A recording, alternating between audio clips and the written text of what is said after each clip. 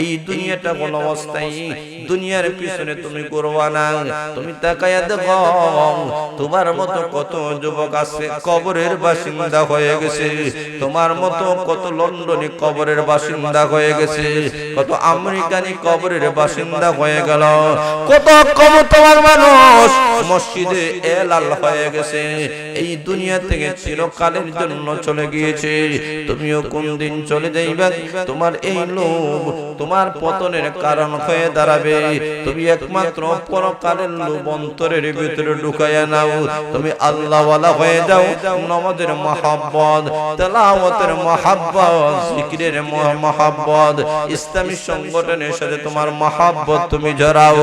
এই লোভ যদি তোমার হতে পারে, কোরআন হাদিসের লোভ যদি তোমার হতে পারে, এই লোভটা এমন একটা লোভ রে, এমন একটা জিনিস যেই জিনিসটা তোমাকে দুনিয়ার জগৎ থেকে শুরু করে কবরে শান্তি দেবে, হাসরের ময়দানে ফুলসিরাত পার করায়া আল্লাহর তুমি জান্নাতের মেহমান বানাইয়া দিবে।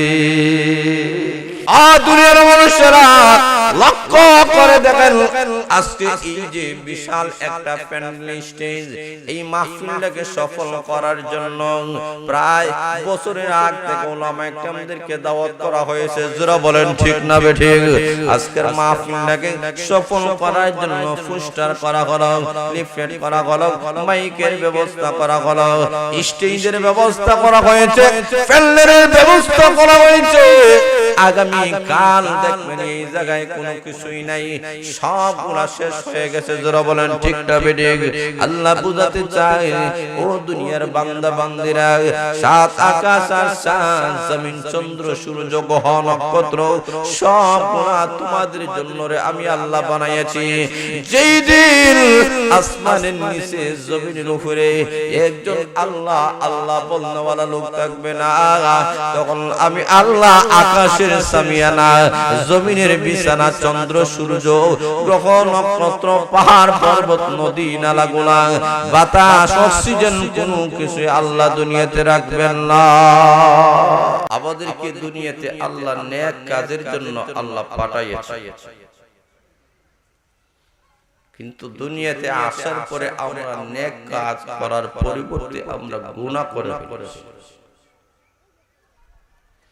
কোন কাজগুলো গুনাহ তাও আমরা অনেক সময় জানি না। এই কারণে উলামায়ে কেরাম 30 পারা কোরআন থেকে আয়াতগুলো থেকে সার নির্যাস আমাদের সামনে তুলে ধরেছেন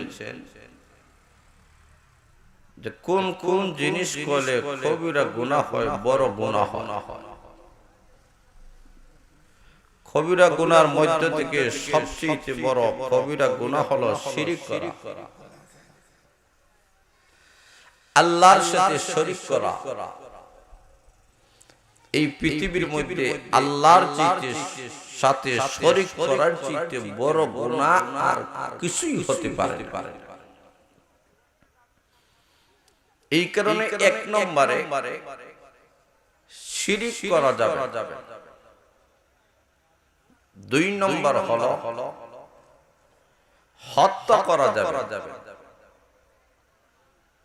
বিনা কারণে অন্যায়ভাবে কাউকে হত্যা করা যাবে না। হত্যা করাটাকে আল্লাহ হারাম ঘোষণা করেছে, এটা কবিরা গুনাহ। 3 নম্বরে জাদু করা যাবে। একজন আরেকজনকে জাদু করে ফেলে, তার জীবন ধ্বংস করে। এই কারণে কোরআন বলে জাদু করাটা আমি আল্লাহ চিরকালের জন্য হারাম ঘোষণা করছি। 4 নম্বর হলো অনেক মানুষ আছে এরা নামাজে অবহেলা করে, নামাজ সঠিকভাবে আদায় করে না। নামাজ সঠিকভাবে না পড়া এটা কবিরা গুনাহ। 5 নম্বর হলো যাকাত না দেওয়া। আল্লাহ প্রত্যেক ধনীর উপরে যাকাত আল্লাহ ফরজ করেছে। যাদের উপরে যাকাত ফরজ আছে, ফরজ থাকার পরও যারা যাকাত দেবে না, এটা কবিরা গুনাহ। 6 নম্বর হলো রমজানুল মুবারকের রোজা না রাখা। রমজান আইছে রোজা রাখে না, কয় আমার ঘরে খাওয়ান আছে তা আমি রোজা রাখব কেন? এটা মারাত্মক কবিরা গুনাহ। 7 নম্বর হলো যাদের সামর্থ্য আছে মক্কা এবং মদিনা যাওয়ায়, আল্লাহর ঘর তওয়াফ করা, তারা হজ করতে হবে। যারা হজ করবে না, এটা কবিরা গুনাহ।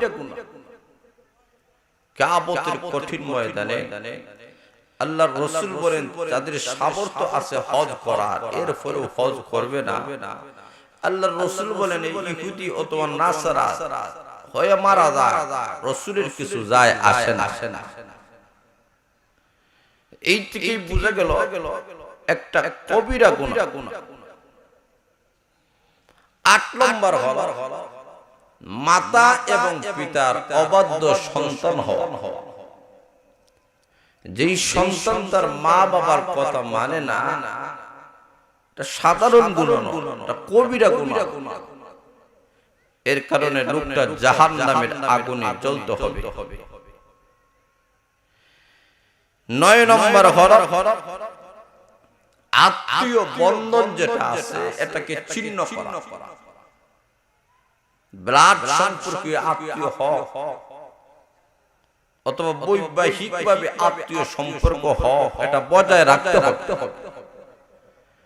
যারা আত্মীয় সম্পর্ক বর্জন করে, এটাকে কবিরা গুনাহ বলা হয়। এর কারণে জাহান্নামের লাকড়ি হতে হবে। 10 নম্বর হলো জিনা করা। নারী আর পুরুষে যদি অবৈধ সম্পর্কের মাধ্যমে যে কাজটা করে, এটা যে কোনো ভাবেই হয়, চোখে দেখলে চোখের গুনাহ, হাতে ধরলে হাতের জিনা, ফাওয়ে দ্বারা চললে ফাওয়ের জিনা, কথা বললে কথার জিনা, এইভাবে লজ্জাস্থানের জিনা পর্যন্ত গিয়ে পৌঁছে যায়। এই কারণে এটা করা যাবে না, এটাকে কবিরা গুনাহ বলা। 11 নম্বর হলো সুদ খাওয়া যাবে না। সুদটাকে আল্লাহ চিরকালের জন্য হারাম ঘোষণা করেছে। সুদ কখনো খাওয়া যাবে। 12 নম্বর হলো ইয়েতিমের সম্পদ আত্মসাৎ করা। যারা ইয়েতিম, যারা ছোট থাকা অবস্থায় মা বাবা মারা গেছে, তাদের সম্পদগুলো যারা গ্রাস করে ফেলে, এই কারণে আল্লাহ নিষেধ করে দিয়েছে যে ইয়েতিমের সম্পদের উপরে হাত দিও না, ইয়েতিমকে কষ্ট দিও না, আঘাত করিও। কেউ যদি ইয়েতিমের হক নষ্ট করে, কবিরা গুনাহ করলো, এই কারণে সে জাহান্নামের লাকড়ি হবে। 13 নম্বর হলো সমকামিতা করা। এটাকেও আল্লাহ নিষেধ করেছে, এটাও কবিরা গুনাহ। এটাকে আমরা স্বাভাবিক গুনাহ মনে করি, কিন্তু এটা মারাত্মক কবিরা গুনাহ। 14 নম্বর হলো আল্লাহ এবং তার রাসূলের উপরে মিথ্যারোপ করা। কেউ যদি আল্লাহ তার রাসূলকে মিথ্যারোপ করে, সে কবিরা গুনাহ, জাহান্নামের লাকড়ি হবে। 15 নম্বর হলো জিহাদের ময়দানে একটা লোক গেছে মুজাহিদ হয়ে, কিন্তু যুদ্ধের মধ্যে যাওয়ার পরে ভয় পাইয়া ভাগে গেছে। যুদ্ধের ময়দান থেকে পলায়ন করাও এটাও কবিরার গুনাহ। 16 নম্বর হলো কোন মানুষকে প্রতারণা করা। যে কোনো ভাবেই হোক, মানুষের সাথে যে প্রতারণা করা হয়, এই প্রতারণা করাটাও কবিরা গুনাহ হিসাবে সাব্যস্ত করেছে। 17 নম্বর হলো অহংকার করা। এটাকেও কবিরা গুনাহ সাব্যস্ত করা হয়েছে, কারণ অহংকার পতনের মূল হয়ে দাঁড়ায়। 19 নম্বর হলো জুয়া খেলা। আমাদের সমাজে জুয়া আছে না, লটারি খেলে, জুয়া খেলে, বাজি ধরে, এইগুলা সম্পূর্ণভাবে কিয়ামত পর্যন্ত হারাম ঘোষণা করা হয়েছে।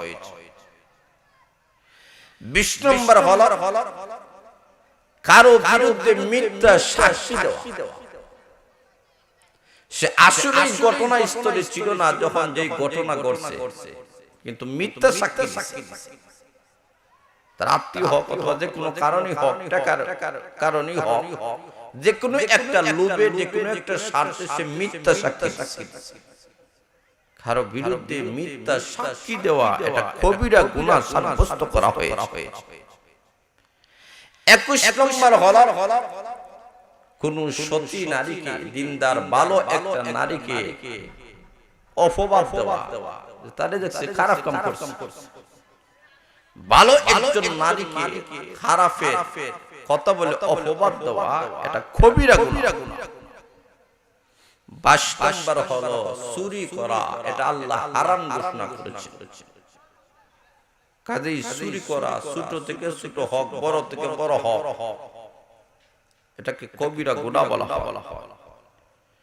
23 নম্বর হলো ডাকাতি করা। ডাকাতি করটো এটা কবিরা গুনাহ। আল্লাহ নিষেধ করেছেন ডাকাতি করবা না। 26 নম্বর হলো গনিমতের মাল আত্মসাৎ করা। এটাকে কবিরা গুনার মধ্যে সাব্যস্ত করা হয়েছে। 25 নম্বর হলো মিথ্যা শপথ গ্রহণ করা। আসলে বাস্তবতা এই কাজ করবে না, কিন্তু মিথ্যা শপথ করছে, আমি এটা করব, ওটা করব, ওটা করব, ওটা করব, আসলে এটা মিথ্যা। এইরকম মিথ্যা শপথ করাটাকে কবিরা গুনাহ হিসেবে সাব্যস্ত করা হয়। 26 নম্বর হলো কোন জিনিসের প্রতি মিথ্যা কসম খাওয়া। মিথ্যা আসলে জিনিসটা সত্য নয়, সত্যের উপরে নয়, মিথ্যার উপরে সে কসম খাইছে, এটাও কবিরা গুনাহ হিসেবে সাব্যস্ত করা হয়েছে।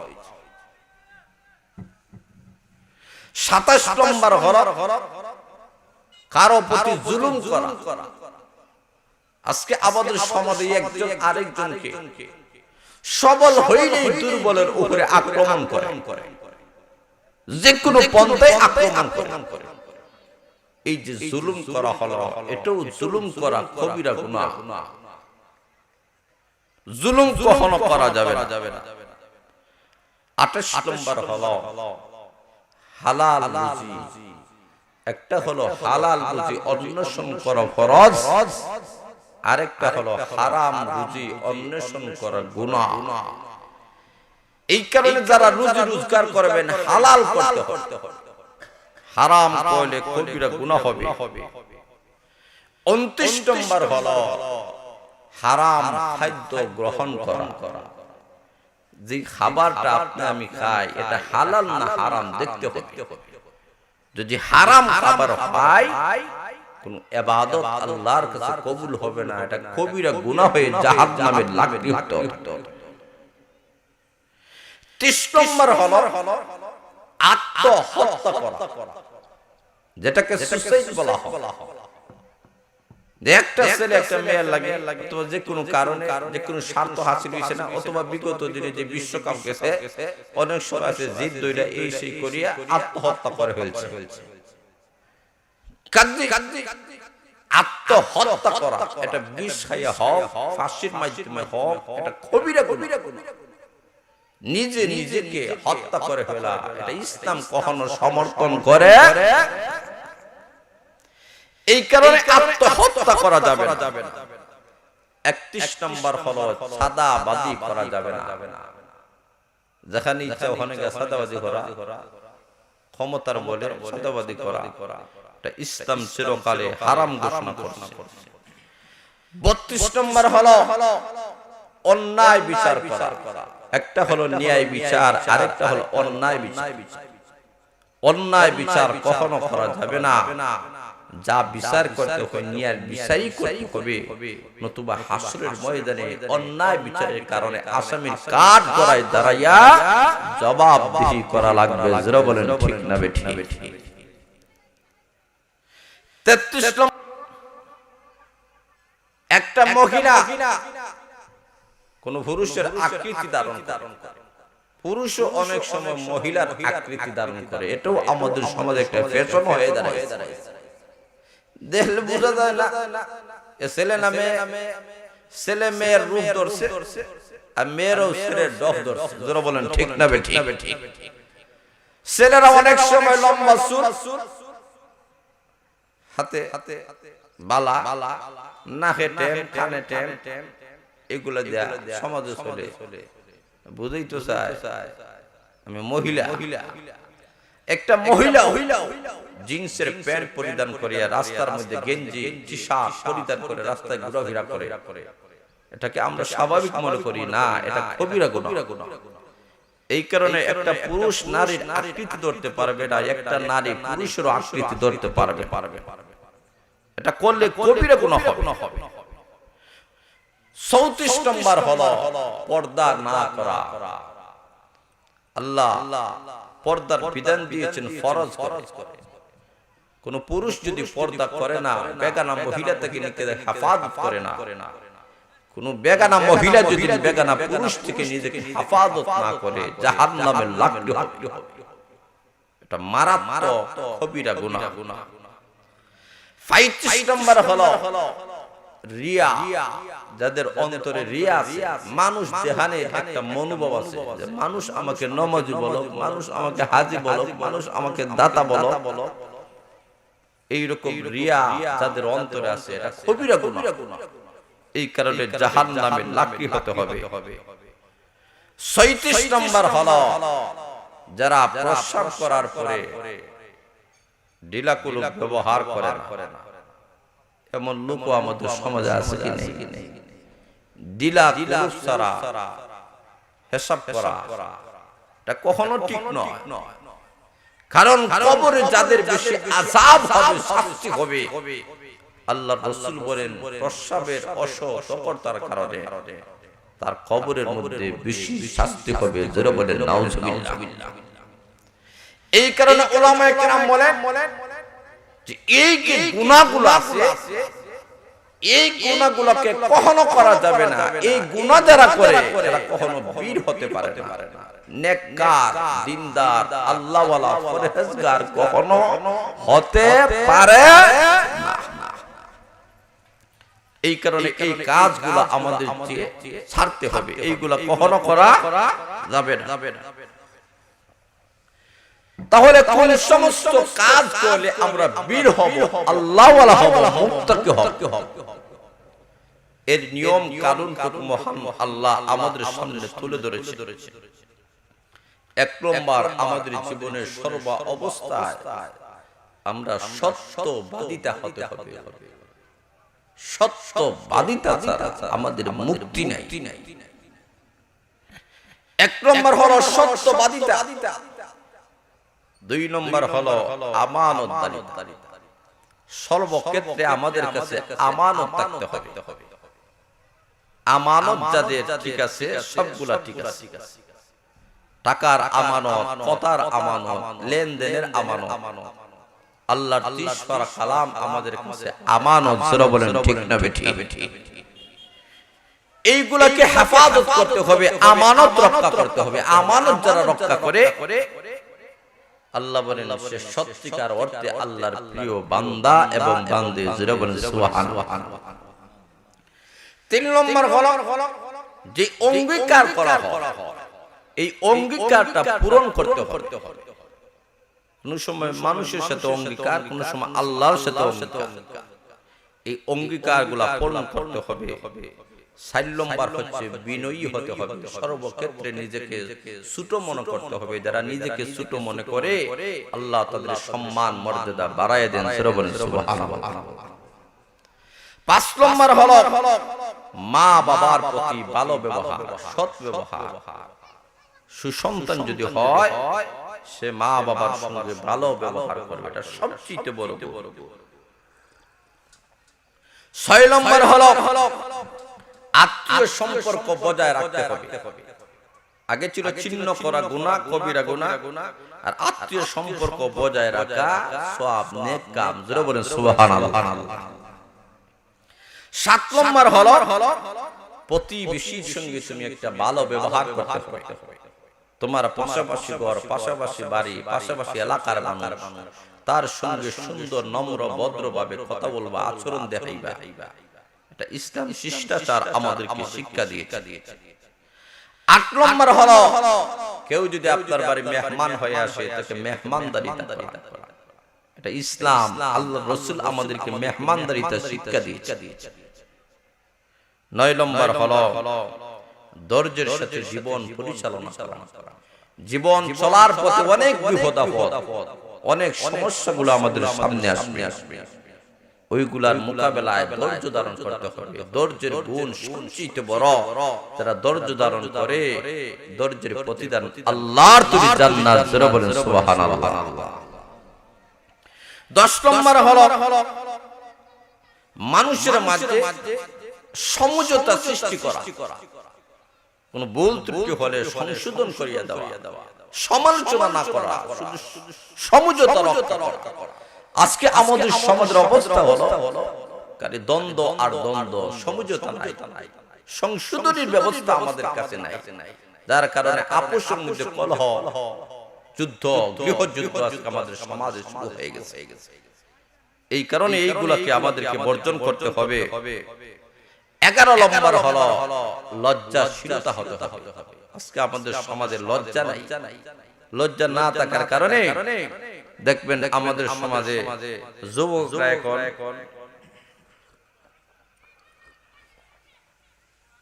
যুবকরা দেখবেন হাঁটুর উপরে কাপড় পরিধান করে রাস্তা দিয়া। প্রত্যেকটা যুবকদের জন্য নয়, প্রত্যেকটা পুরুষের জন্য নাভি থেকে নিয়ে হাঁটুর নিচ পর্যন্ত ঢাকিয়া রাখা সুন্নত না ফরজ। জোরে বলেন সুন্নত না ফরজ। আমাদের সমাজে একটা ফ্যাশন হয়ে দাঁড়ায়ছে যে যুবকরা হাঁটুর উপরে প্যান্ট পরিধান করে, আছে কি না, ত্রিকোটা পরিধান করে। এটা ঠিক নয়। যদি লজ্জা থাকে এই লোকটা এই কাজটা কখনো করবে। 12 নম্বর হলো আপনার প্রতি দয়া থাকতে হবে। মানুষের প্রতি দয়া, সৃষ্টি জীবের প্রতি দয়া, জীব জানোয়ারের প্রতি দয়া। যার অন্তরে দয়া আছে সেই লোকটা বড় নেকদার, বড় আল্লাহওয়ালা। জোরে বলেন সুবহানাল্লাহ।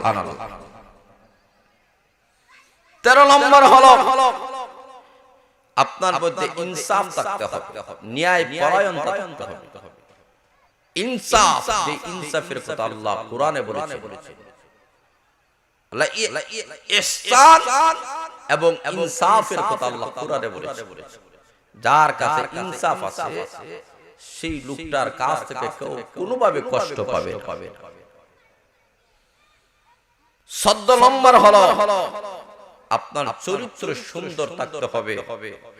যার চরিত্র সুন্দর, চরিত্রের মধ্যে ভালো গুণ আছে, যার চরিত্র পবিত্র, কলুষ মুক্ত, গুনাহ মুক্ত, এই মানুষের দাম দুনিয়াতেও বেশি, আখিরাতেও।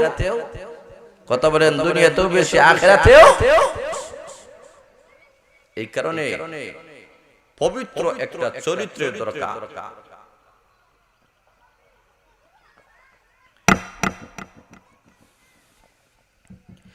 এমন চরিত্র দরকার, এমন ভালো গুণের আমরা অধিকারী হতে হবে। হাসান বসরি রাহমাতুল্লাহ বলেন যে আমাদের সমাজে যে কুকুরগুলো আছে, কুকুর যদিও নিকৃষ্ট, খারাপ, কিন্তু এই কুকুরগুলোর মধ্যে এমন কিছু ভালো কোয়ালিটি, ভালো গুণ আছে। উনি বলেন কুকুরের মধ্যে 10টা ভালো গুণ আছে। এই 10টা ভালো গুণ যদি কেউ অর্জন করতে পারে সে যুগ শ্রেষ্ঠ আল্লাহর ওলিতে রূপান্তরিত হয়ে যাবে। জোরে বলেন সুবহানাল্লাহ। কি গুণ? বলে কুকুরের মধ্যে 1 নম্বর গুণ হচ্ছে কুকুর রাতে কম ঘুমায়। কুকুর রাতে, জোরে বলেন, বেশি না কম? হাসান বসরি রাহমাতুল্লাহ বলেন, ও দুনিয়ার মানুষেরা, কুকুরের মধ্যে এমন 10টি গুণ রয়েছে, যে 10টি গুণ যদি কোনো মানুষেরা গ্রহণ করে, এই মানুষটা যুগের শ্রেষ্ঠ আল্লাহর ওলিতে রূপান্তরিত হয়ে যাবে। 1 নম্বর হলো কুকুর রাত্রি বেলায় কম ঘুমায়। এই গুণটা হলো, এটা হলো তার মালিকের প্রতি ভালোবাসা, মালিকের প্রতি মহব্বত। এই গুণ যদি কোনো মানুষের মধ্যে হাসিল হয়ে যায়, মানুষ যদি রাত্রে বেলায় কম ঘুমায় আর আল্লাহর সামনে যদি বেশি বেশি দাঁড়ায়া তেলাওয়াত করে, নামাজ পড়ে, তাসবিহ তাহলিল আদায় করে, এই মানুষ কোরআন সম্পর্ক মহান আল্লাহর সাথে হয়ে যাবে। কুকুর কম ঘুমায়, কুকুর কম ঘুমায়। ও দুনিয়ার মানুষেরা, তোমরা তো বেশি ঘুমাও, কম ঘুমাও, বেশি বেশি করে তোমরা ইবাদত করো, গোলামি করো, বেশি করে করে রুকু করো, সিজদা করো, তাসবিহ তাহলিল গুলা তোমরা আদায় করো। তোমরা যদি বেশি বেশি করে আল্লাহর গোলামি করো রে, মহান আল্লাহর প্রিয় বান্দা এবং বান্দি তোমরা হয়ে যাইবা। তোমাদের সম্মান, তোমাদের মর্যাদা, তোমাদের ইজ্জত বেশি হয়ে যাবে। জোরে সুরে বলেন ঠিক না বেঠিক? 2 নম্বর বলা, কুকুরকে মহান আল্লাহ রাব্বুল আলামিন তার মধ্যে 2 নম্বর মহান আল্লাহ গুণ দিয়েছেন। কুকুর না খেয়ে মালিকের দরবারে সব সময় বসে থাকে।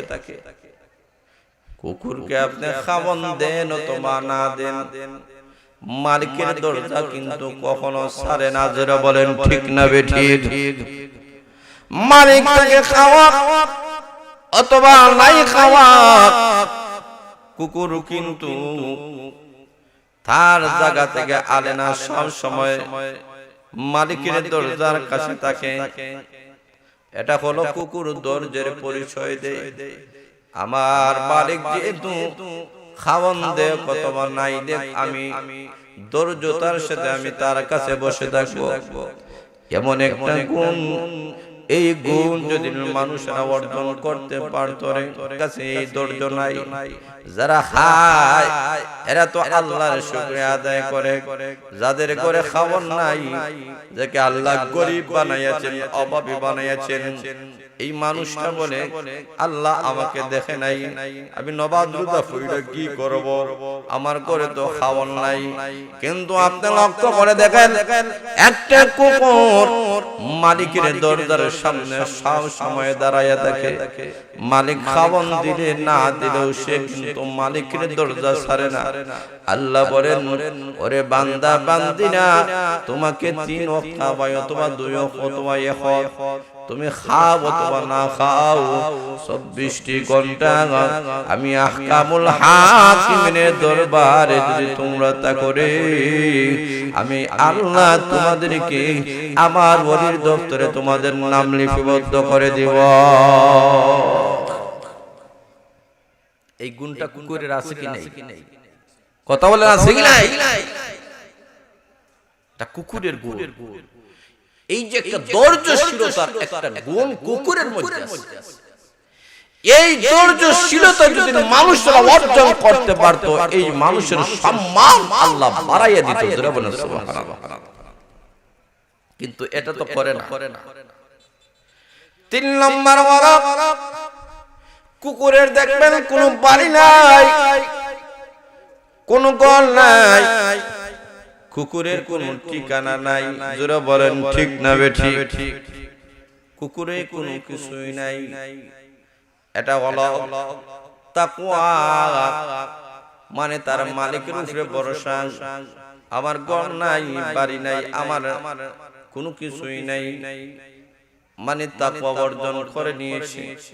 আল্লাহ বুঝাতে চায় যে এই বান্দা এবং বান্দিরা আল্লাহর উপরে লোকটা ভরসা করবে, দুনিয়ার পিছনে পড়বে না। 10 তলা 20 তলা 50 তলা কোটিপতি হয়ে যাব, এই হবে সেই হবে, এইগুলার পিছনে না ঘুরে মহান আল্লাহর পিছনে যারা ঘুরবে রে, আল্লাহ রাব্বুল আলামিন বলেন এই দুনিয়াতে যদিও তোমার বাড়ি নাই, ঘর নাই, ঠিকানা নাই, কোনো কিছুই নাই, তুমি জানিয়ে নাও তুমি মরতে দেরি হবে, আমি আল্লাহ তোমাকে আমার জান্নাতের মেহমান বানাতে একটা সেকেন্ডও দেরি হবে না।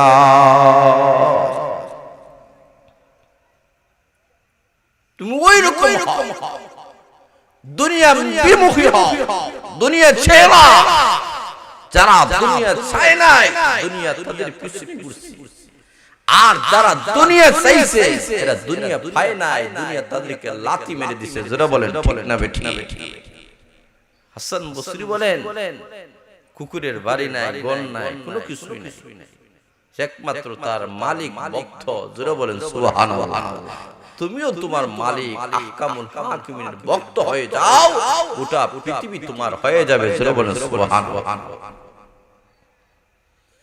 4 নম্বর ওয়ালা কুকুর দেখবেন কোন জায়গার মধ্যে সামান্য একটু জায়গা যদি পেয়ে যায়, ওই জায়গায় তার স্থান করে নেই, কোনো মান নাই, কোনো অভিমান নাই, যেতটুকু জায়গা পেয়েছে ওই জায়গার উপরে সে সন্তুষ্ট। জোরে বলেন ঠিক না বেঠিক? আপনি লাঠি দ্বারা খেদাইয়া দিচ্ছেন, যেই জায়গা হয়তো ওই জায়গায় বুঝছো ওই জায়গায় আমার ভালো, আর একটু সরাই দিচ্ছেন, যেই জায়গায় বুঝছো ওই জায়গায় ভালো, মানে অল্পে তুষ্টি কুকুর। জোরে বলেন ঠিক না বেঠিক?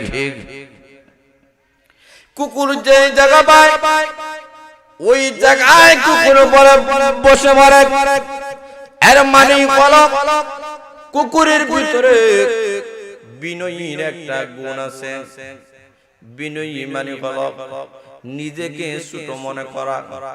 আজকে মাহফিলে আমরা এসেছি, যে যে জায়গা আমরা পাবো ওই জায়গায় বসে যাব, আমি আগে আপনি পিছনে, এটার কোনো দরকার নাই। যারা বলেন ঠিক না বেঠিক? কোনো কিছু, কোনো পদের লোভ আমার নাই, কোনো ক্ষমতার লোভ আমার নাই, দুনিয়াবে কোনো কিছু পাবো এমন লোভ আমার অন্তরে থাকবে না রে। সব সময় বিনয়ী একটা জীবন পরিচালনা করেন। যে কোনো বড় দায়িত্বশীল আপনি হন না কেন, আপনার অন্তরে যদি বিনয়ী থাকে তাহলে আপনি নেকদার মানুষ হবেন, দিনদার মানুষ হবেন, আল্লাহওয়ালা মানুষ হবেন। কুকুরের ভিতরে বিনয়ের গুণ থাকার কারণে এই কুকুরটার বড় দাম, এই কুকুরটার বড় সম্মান, বড় মর্যাদা।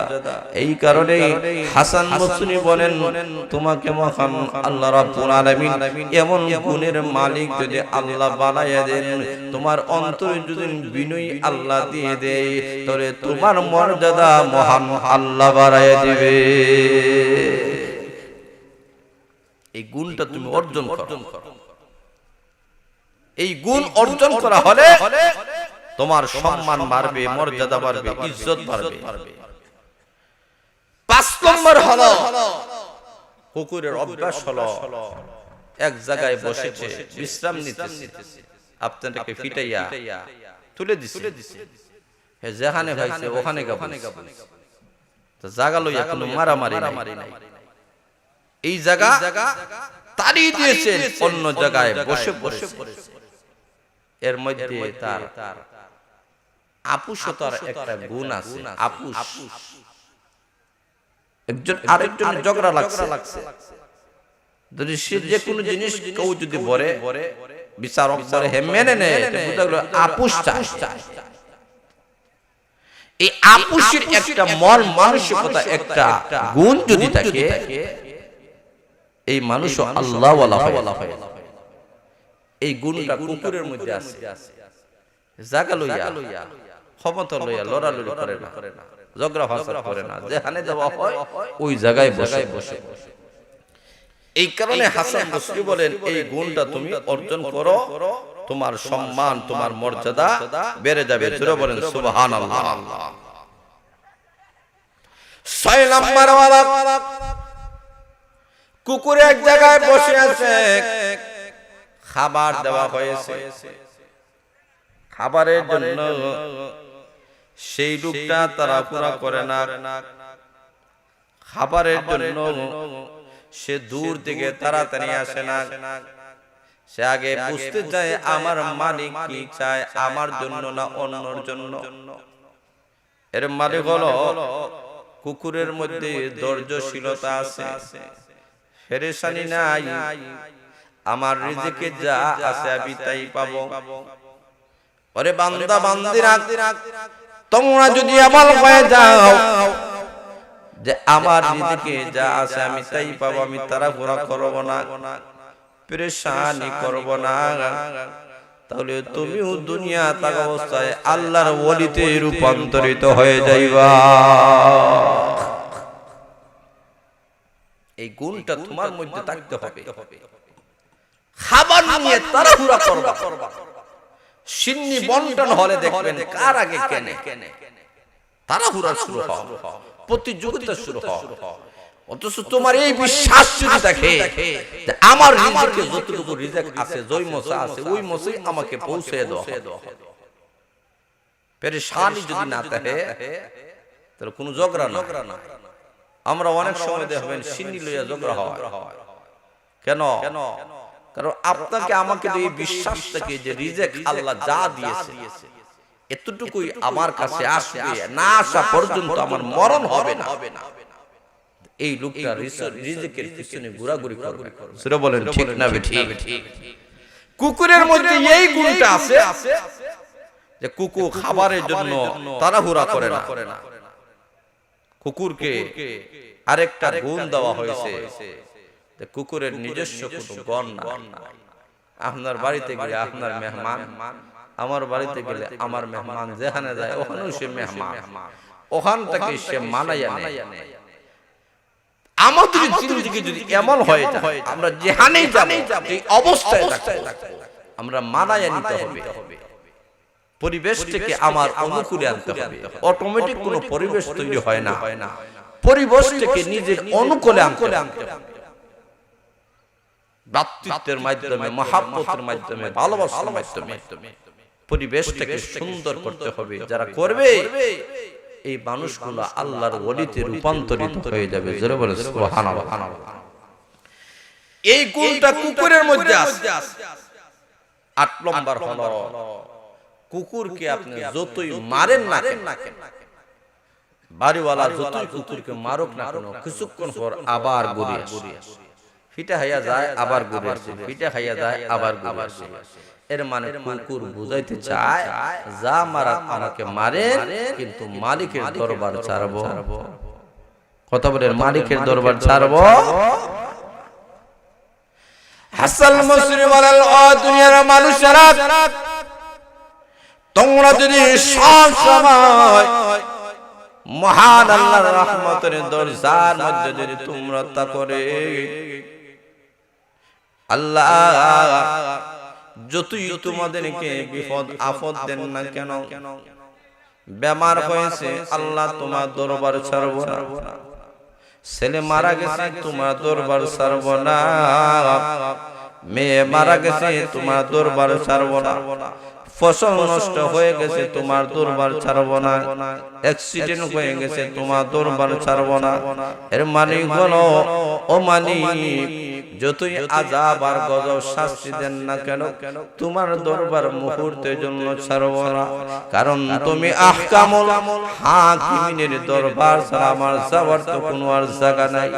এইভাবে বান্দা যদি মহান আল্লাহ রাব্বুল আলামিন কুদরতি দরবারে থাকে রে, আল্লাহ বলেন ওই বান্দাকে মুসিবত দিয়া পরীক্ষা করিয়া কোনো লাভ নাই, তাকে আমার অলির দফতরে তার নামটা লিপিবদ্ধ করে না। বারবার তারাই দেওয়ার করে ফিরে আসে। আর আমাদের অবস্থা হলো নামাজ পড়ে কই দিত লন্ডন, লন্ডন যদি না হয়, ভিসা না হয়, নামাজও নাই। কথা বলে ঠিক না?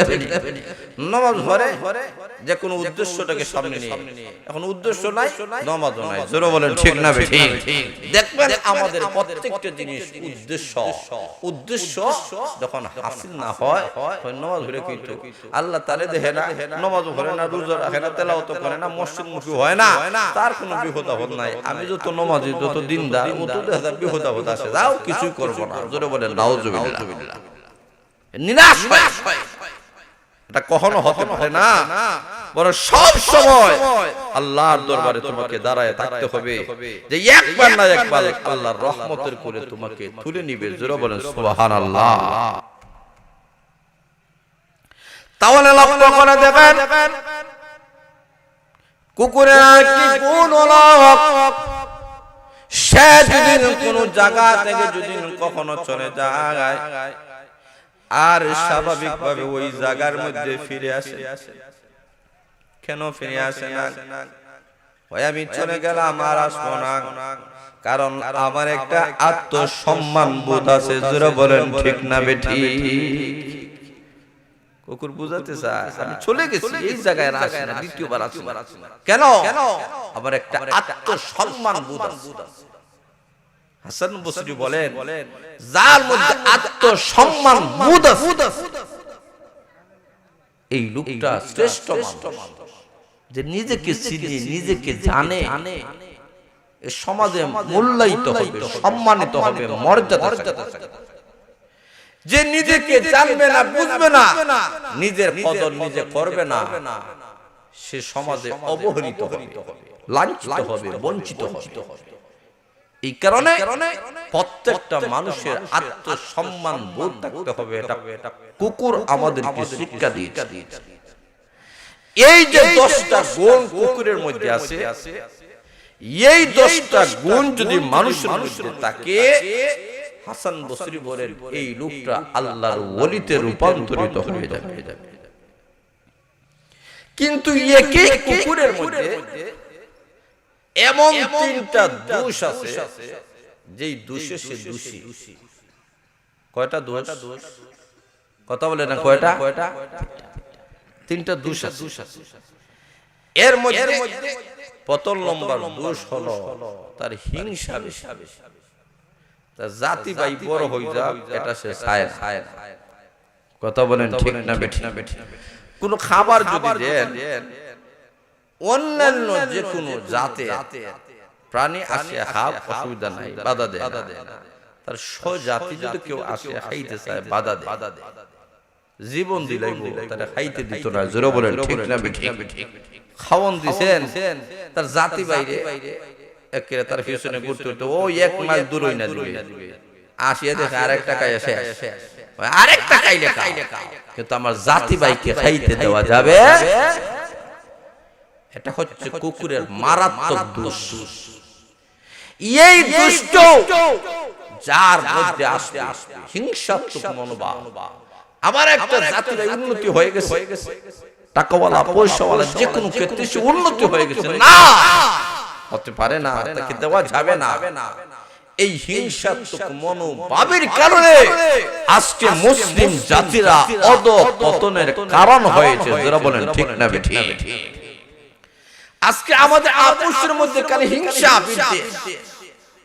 আমরা মুসলমান ভাই ভাই, আমরা এক কাতারে একই সাথে, আমরা একই সাথে চলবো, ফিরবো, কথাবার্তা বলবো, উন্নত জীবন পরিচালনা করবো। কিন্তু এটা নয়। আজকে আপোষের মধ্যে শুধুমাত্র হিংসা আর হিংসা। এই হিংসাই আমাদের পতনের কারণ হয়ে দাঁড়াইছে। সে বড় হয়ে যাবে, সে অমুক পদ হইবে, সে তমুক পদ হইবে, নেতা হইব, কর্তা হইব, এটা কখনো মেনে নেওয়া যায় না। যাকে টানিয়া লামাইতে চায়, আসলে সে নামে না, নিজেই নেমে যায়। জোরে বলেন ঠিক না বেঠি? এই হলো 1 নম্বর কুকুরের দোষ। 2 নম্বর হলো কুকুর সব সময় নাপাক অবস্থায় থাকে। সব সময়, কথা বলে না, সব সময় নাপাক অবস্থায় থাকে। পাক পবিত্রতা তার কাছে যখন বড় বেশি লাগে, সব সময় নাপাক অবস্থায় থাকে। এটা হচ্ছে তার মারাত্মক দোষ। এই দোষটা আমাদের কাছে আছে কি নাই? জোরে বলেন আছে কি নাই? যদি বলো ভাই আসেন নামাজ পড়েন, বলে নামাজ পড়েন, বলে শরীর ফাঁক নাই, তো নামাজ পড়েন কাপড় ফাঁক নাই, তো ঠিক আছে আমার কাপড় দিলাম, এখন শরীর ফাঁক নাই। সব সময় নাপাকি অবস্থায় আমরা থাকি। কথা বলেন ঠিক না বেটি? অধিকাংশ মানুষ আছে হিসাব করে ভানি লয় না, এ ফাঁক না না ফাঁক। কথা বলে না ফাঁক না না ফাঁক। যারা পেশাব করে পানি লয় না, লীলা কোনো ব্যবহার করে না, এরা ফাঁক না না ফাঁক। নামাজ হবে? কথা বলে না নামাজ হবে নি? তাহলে কুকুর না ফাঁক থাকে, আমরাও না ফাঁক থাকি। এমন একটা নাফাকের মধ্যে আমরা থাকি যে নাফাকের কারণে আমরা নামাজ পড়তে পারি না। এটা তো কখনো মুসলমানের কাম হতে পারে না। কোন সময় কোন অবস্থায় আমার মরণ হবে আমাদের জানা নাই। কাউকে যদি বলা হয় যে নামাজ পড়ো, অনেক মানুষকে এমনই পাওয়া যাবে যে ম্যাক্সিমাম মানুষের মন থাকে আগ্রহী থাকে নামাজ পড়ার, কিন্তু পেশাব কইরা ঢিলা কোনো ব্যবহার না করার কারণে পড়তে পারে না। এমন লোক সমাজে আছে কি নাই? কথা বলেন আছে কি নাই? কেন? কোন জিনিস তোমাকে বাধা দিছে? পবিত্রতা অর্জন করা সবচেয়ে বড় গুরুত্বপূর্ণ একটা গুণ। ইহুদি খ্রিস্টানেরা পবিত্রতা নাই তাদের কাছে। তারা বাথরুম করলে ওই যে ভিজা টিস্যু আছে না, ওটা ব্যবহার করে, শেষ। হানি করেছে দরকার মনে করে না। মুমিন মুসলমানের জন্য ঢিলা আছে, পানি খরচ আছে। যারা বলেন ঠিক না বেটি? তুমি মুমিন মুসলমান, তুমি আলিম না হও, ছাত্র না হও, উস্তাদ না হও, তুমি সাধারণ একজন যুবক থাকো, তুমি 24 ঘন্টা পবিত্র অবস্থায় থাকবে, কারণ তোমার জানা নাই কোন সময় মালাকুল মউত এসে যাবে। যারা বলেন ঠিক না বেটি? এই কারণে পেশাব করে ঢিলা কুলুপ ব্যবহার করব তো ইনশাআল্লাহ। আরো জোরে বলেন ইনশাআল্লাহ। এটা আমরা স্বাভাবিক মনে করি, কিন্তু মারাত্মক গুণ এটা। 3 নম্বর হলো কুকুরের লোভ বেশি। কুকুর এমন একটা প্রাণী যার মধ্যে লোভ বেশি। এই লোভও আমাদের অন্তরে আছে কি নাই? কথা বলেন আছে কি নাই? কুকুরের 3 নম্বর দুঃস্বভাব, কুকুর লোভী। এমন একটা প্রাণী যেই প্রাণীর মধ্যে লোভটা বেশি, যেই মানুষের মধ্যে লোভ এসে যাবে, ক্ষমতার লোভ, টাকা পয়সার লোভ, ধন সম্পদের লোভ, এই মানুষটা অধঃপতনের দিকে লোকটা চলে যাইবে। লোভ কখনো করা যাবে না, লোভকে সামলায় রাখতে হবে। মুসলমানেরা, আমাদের শুধুমাত্র লোভ থাকবে জান্নাতের লোভ। জোরে বলেন ঠিক না বেটি? আমাদের অন্তরে হুর গিলমানের লোভ থাকবে, আমাদের অন্তরে পরকালের জিন্দেগির লোভ থাকবে, আমাদের অন্তরে কোরআনের লোভ থাকবে, আমাদের অন্তরে সুন্নাহর লোভ থাকবে। জোরে বলেন ঠিক না বেটি? কিন্তু আমাদের অন্তরে দুনিয়ার লোভ এসে গিয়েছে, দুনিয়ার প্রতি আমরা আসক্ত হয়ে গেছি, যার কারণে আমরা ইবাদত করি কিন্তু ইবাদতের মধ্যে কোনো মজা পাই না, টেস্ট পাই না। জোরে বলেন ঠিক না বেটি? ওরে বান্দা বান্দিরা, এই দুনিয়াটা কোন অবস্থায় দুনিয়ার পিছনে তুমি করবা না। তুমি তাকায়া দেখো, তোমার মতো কত যুবক আছে কবরের বাসিন্দা হয়ে গেছে, তোমার মতো কত লন্ডনী কবরের বাসিন্দা হয়ে গেছে, কত আমেরিকানি কবরের বাসিন্দা হয়ে গেল, কত তোমার মানুষ মসজিদে এলাল হয়ে গেছে, এই দুনিয়া থেকে চিরকালের জন্য চলে গিয়েছে।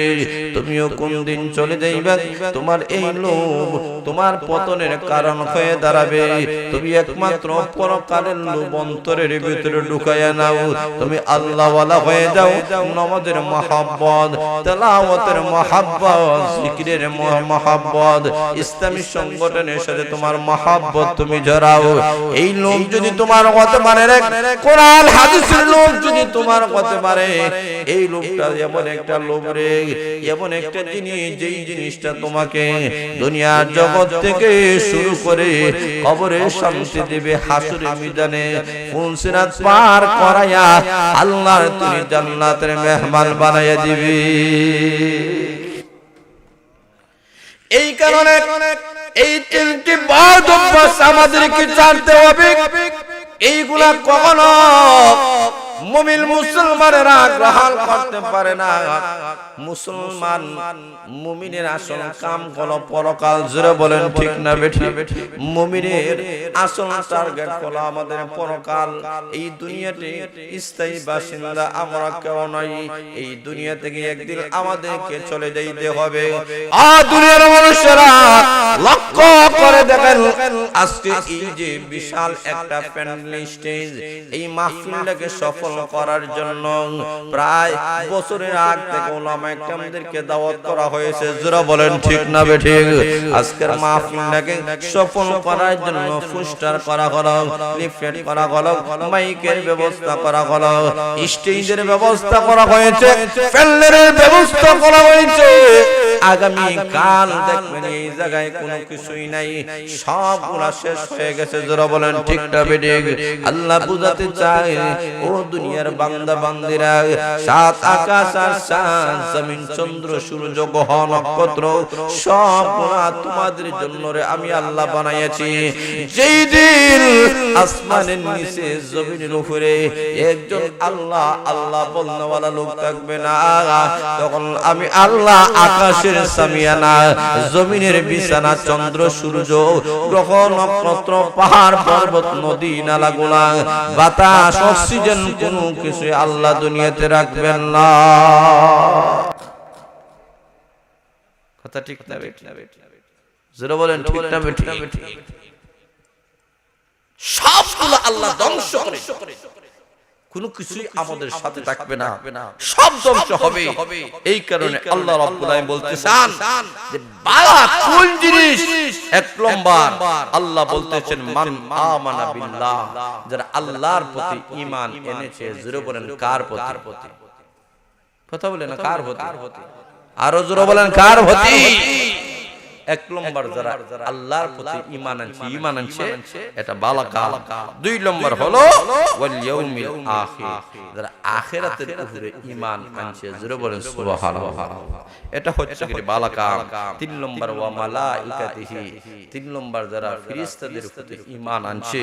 চার নম্বর ওয়া কিতাবি, কিতাব সমূহের উপরে ঈমান আনছে। ওয়া নবীজি, এবং তার নবীদের উপরে ঈমান আনছে। এইগুলা হচ্ছে ভালো কাজ, এইগুলা টেকসই মজবুত। এটা কখনো শেষ হবে? কথা বলেন শেষ হবে না। এইগুলা করছে। ওয়া আতাল মাল আলা হুব্বিহি, এবং তার মালগুলা, তার যে পছন্দনীয় যে মালগুলা আছে, এইগুলা আল্লাহর রাস্তায় কি করছে? খরচ করছে। কার রাস্তায়? জোরে বলে কার রাস্তায়? আল্লাহর রাস্তায়। এবং আত্মীয় স্বজনের পিছনে, এবং ইয়েতিমদের পিছনে, মিসকিনদের পিছনে, পথিকদের মুসাফিরদের পিছনে, এবং যারা তার কাছে চাইছে সে ফিরাইয়া দিছে না, দান খয়রাত করছে। এইগুলা হচ্ছে কি নেক কাম, ভালো কাম। জোরে বলেন ঠিক না বেঠিক? এইগুলাই হচ্ছে তার দুনিয়া এবং আখিরাতের নাজাতের কারণ হবে। এবং সে নেক আমল করছে, নামাজ পড়ছে, যাকাত দিছে। জোরে বলেন ঠিক না বেঠিক? এবং সে মানুষের কল্যাণে আগাইয়া এসেছে, মানুষের জন্য তার জীবনটা বিসর্জন করে দিয়েছে। এইগুলা হচ্ছে কি নেক কাম। এইগুলা তোমাকে দুনিয়াতে শান্তি দিবে, আখিরাতে তোমাকে শান্তি দিবে। এই নেক কামগুলা যারা করবে, নেক কাম কিন্তু তার একটা সঙ্গী। জোরে বলেন ঠিক না বেঠিক? একটা মজবুত একটা সঙ্গী। এই সঙ্গীটা তার দেহ থেকে কখনো বিচ্ছিন্ন হবে না। কবরে যখন রাখা হবে, ওই নেক কাজগুলা দ্বারা দাঁড়াইবে, জোরে বলেন সুবহানাল্লাহ। কেউ বলবে আমি মিসকিনকে দান করছিলাম, কেউ বলবে ইয়েতিমকে দান করছিলাম, কেউ বলবে মসজিদ বানানোর পিছনে দান করছিলাম, কেউ আছে ইসলামী সংগঠনের পিছনে দান করছিলাম। এইভাবে তার দান খয়রাত গুলা, তার সদকা গুলা, তার মজবুত একটা সঙ্গী হয়ে কবরের মধ্যে আপনার পাশে দাঁড়াবে, জোরে বলেন সুবহানাল্লাহ। এইগুলা ছাড়া আর কোনো কিছুই আপনার আসল সঙ্গী নয়, আর কেউ আপনার আসল সঙ্গী নয়। তাকে দেখেন যে স্ত্রীর সঙ্গে আপনি দিনের পর দিন, রাতের পর রাত, বছরের পর বছর সময় কাটাচ্ছেন, একজন আরেকজন পাশাপাশি থাকেন। আপনি যখন মারা যাবেন, এই স্ত্রীরা কবর জগতে আপনার সঙ্গী হয় না। সেটা বলেন ঠিক না? যে স্বামীটা তার স্ত্রীকে কত ভালোবাসেন, মহাব্বত করে, এই স্ত্রী মারা যাওয়ার পরে স্বামীটা তার কবর জগতের সঙ্গী কখনো হতে পারে না। আত্মীয় স্বজন কেউ কবর জগতের সঙ্গী হয় না। এই দুনিয়াটা এমন একটা অবস্থা, আমরা আসলেই বুঝতে পারি না।